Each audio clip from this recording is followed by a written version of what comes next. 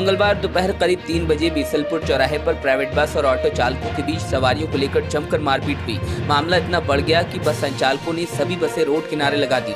उधर भारी संख्या में ऑटो वाले भी इकट्ठा हो गए। जब ये बात बस मालिकों को पता चली तो आनंद फानंद में सभी मौके पर पहुंच गए। दोनों पक्षों ने पुलिस को तहरीर दी है। प्राइवेट बस संचालकों का कहना है कि उनकी करीब 90 बसें बरेली से भुता बीसलपुर मार्ग पर चलती हैं। इसका उन्होंने ARTO से परमिट भी ले रखा है, मगर ऑटो वाले बस में चढ़ने वाली सवारियों को बीच रास्ते में बैठा कर ले जाते हैं। उधर ऑटो चालकों ने भी बस चालकों पर गंभीर आरोप लगाए। टेम्पो वाले सारे इकट्ठे होकर बसों को रोकने के लिए सामने आ गए कि हम बिल्कुल नहीं चलने देंगे।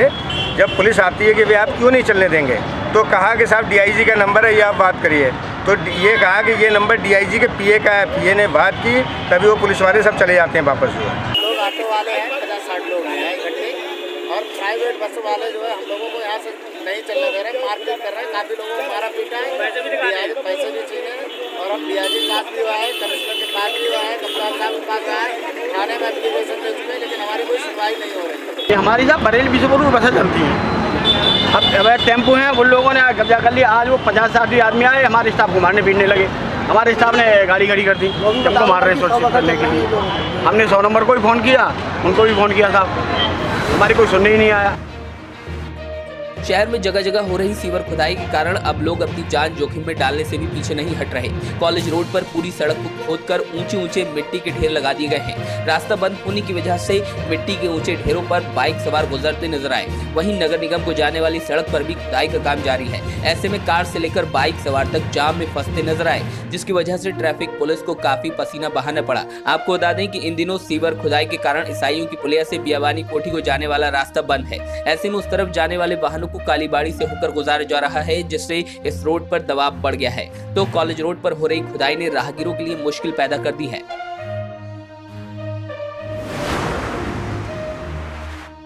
मंगलवार को बरेली कॉलेज हॉकी ग्राउंड में नियुक्ति पत्र वितरण समारोह और वृद्ध रोजगार मेले का आयोजन किया गया, जिसमें दर्जनों कंपनियों ने रोजगार मेले में आए युवाओं को रोजगार देने का काम किया।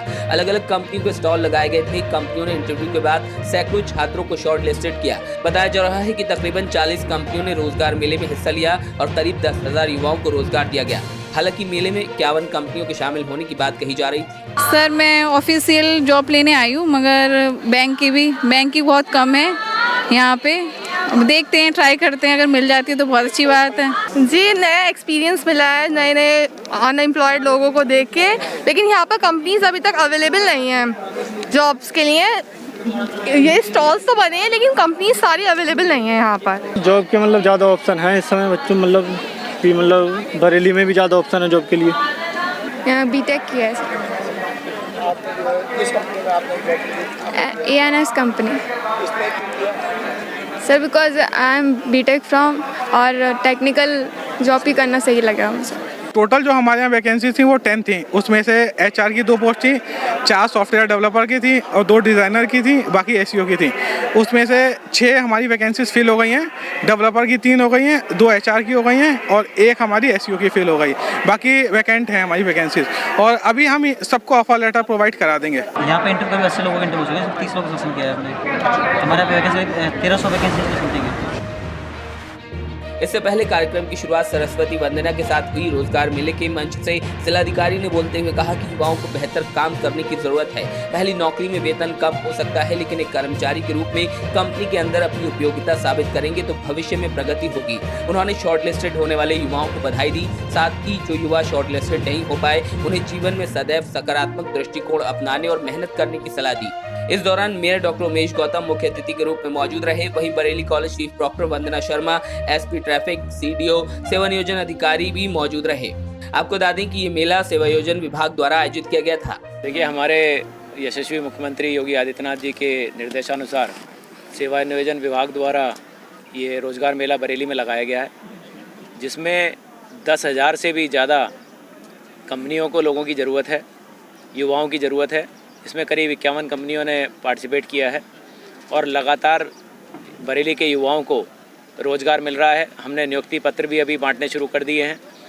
तो बच्चों को मल्टीपल ऑफर्स भी मिल रहे हैं। एक ही बच्चे को 2-2, 3-3 कंपनियों में भी चांस मिल रहे हैं। लोग बेरोज़गारी की बात करते हैं, मैं कहता हूं कि जो स्किल्ड लोग हैं, जिनके पास अपने आप में दम है, उनको रोज़गार की कोई कमी नहीं है।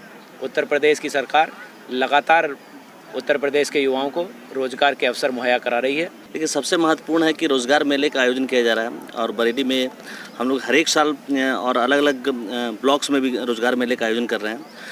और हम लोग के लिए गर्व की बात है कि यहाँ 51 कंपनीज आई है यहाँ पे, और बरेली कॉलेज के प्रांगण में हम लोग कर रहे हैं और 10,000 वैकेंसी है हमारे यहाँ।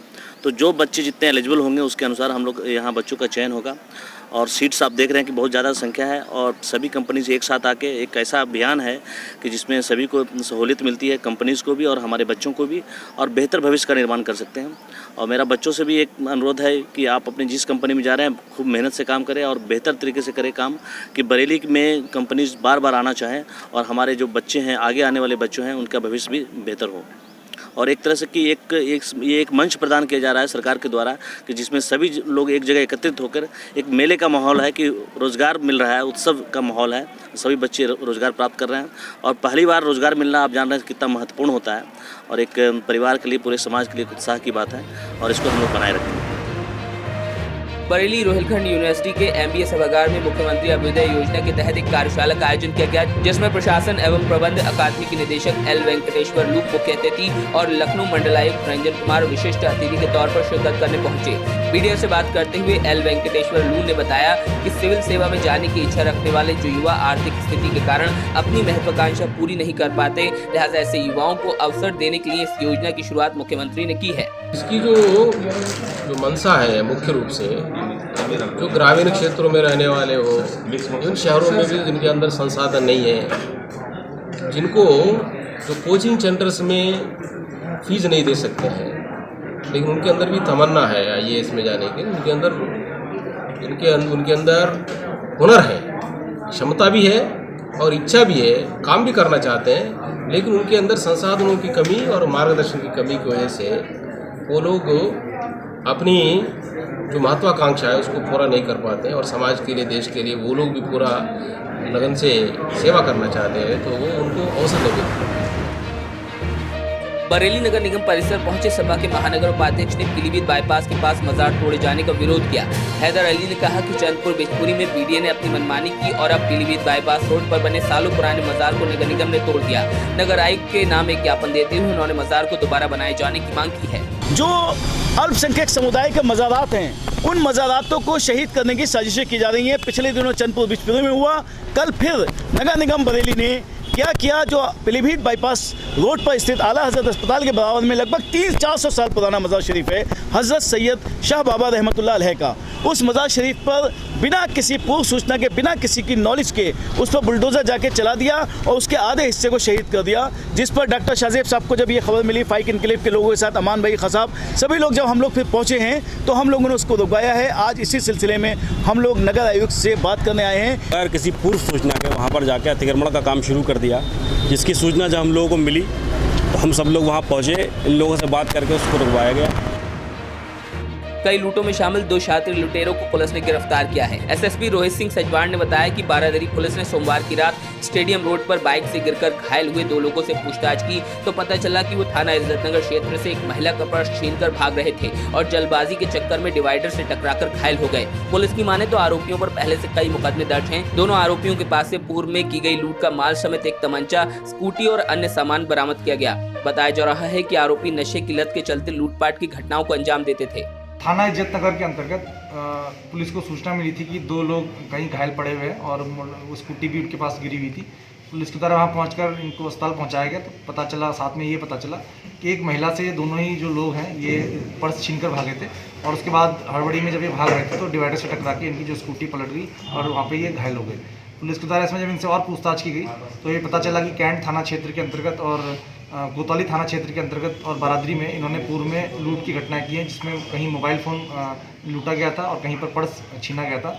उन सभी घटनाओं का नामकरण इसमें किया गया और उनके घर से जो सामान उसमें गया था, मोबाइल फ़ोन और पर्स और जो आधार कार्ड या अन्य जो चीज़ें हैं वो सब बरामद कर लिया गया है। और इसमें बता रहे हैं इनसे और पूछताछ भी की जाएगी, जिनसे कि और घटनाएं हैं उनका भी अनावरण किया जा सके। लगभग कितनी घटनाओं का खुलासा हुआ? इसमें अभी तक 4 घटनाओं का खुलासा किया जा रहा है, जिसमें कि एक जो कल प्रयास किया गया और साथ में 2 कैंट थाना क्षेत्र की घटनाएं और एक बारादरी थाना क्षेत्र की घटना का खुलासा किया जा रहा है। कहाँ के रहने वाले थे, क्यों लूट करते थे? ये इनके द्वारा बताया गया है कि ये नशा लेते थे और इनके घर वालों के द्वारा भी इनको अपने एक तरह से अपने से दूर कर लिया गया है और पैसा न मिलने के कारण ये नशे में जब एडिक्ट हो गए तो उसको खर्चा चलाने के लिए ये लूट का खाना किया।